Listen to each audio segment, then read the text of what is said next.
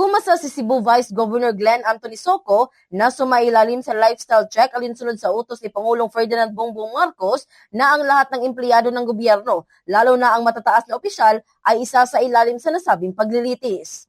Ito ang kanyang ibinahagi sa naging panayam ng Bombo Radio Cebu News Team na handa itong kumasa at sa katunayan niya ay matagal nang bukas sa publiko ang kanyang buhay mula nang maglingkod ito sa gobyerno. Iginiit pa niya na maliit pa rin ang kanyang kita dahil sa mga programang ipinapatupad nito tulad ng 24/7 hotline program.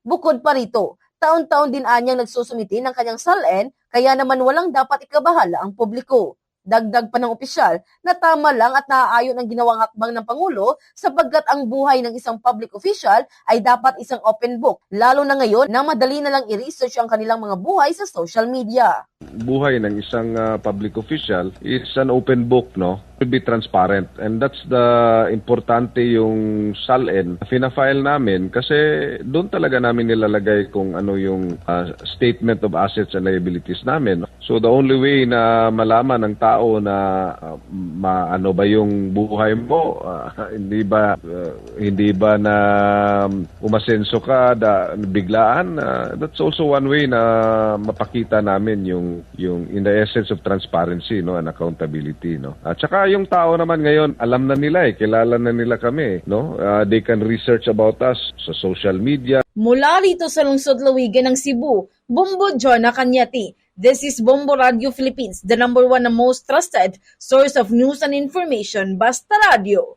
Bombo!